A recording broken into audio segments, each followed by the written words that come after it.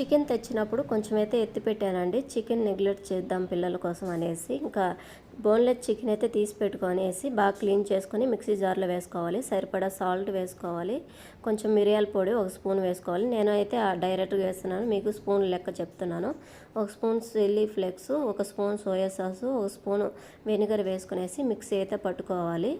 మీరు బ్రెడ్ ముక్కలు ఇప్పుడే వేసుకోవాలనుకుంటే వేసుకోండి. నేనైతే కొంచెం మెత్తగా అయిన తర్వాత వేద్దామనేసి ఇప్పుడైతే వేస్తున్నాను. ఇప్పుడు ఒక 2 స్లైసెస్ బ్రెడ్ ముక్కలు వేసుకొని బాగా మిక్సీ పట్టుకునేసి ఒక బౌల్లోకి అయితే తీసేసుకోవాలి.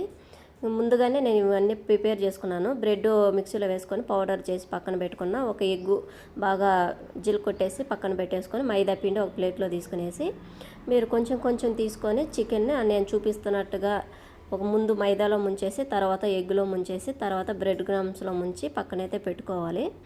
అంటే కోటింగ్ చేసి పక్కన పెట్టుకోవాలి. మీకు ఎన్ని వస్తే అన్నీ ప్రిపేర్ చేసి పెట్టేసుకున్న తర్వాత ఇంకా అన్నీ అయితే నేను ప్రిపేర్ చేసి పక్కన పెట్టేసాను. ఇంకా స్టవ్ ఆన్ చేసేసి ఆయిల్ వేసుకోవాలి. డీప్ ఫ్రైకి ఎంత కావాలో అంత వేసుకునేసి ఇంకా మనం ముందుగా ప్రిపేర్ చేసుకున్న చికెన్ అయితే వేసుకొని బాగా ఫ్రై చేసుకోవాలి. బ్రెడ్ త్వరగా కుక్ అవుతుంది. సిమ్లో పెట్టుకొని కుక్ చేసుకోండి, మనకి లోపల వరకు బాగా కుక్ అవుతుంది.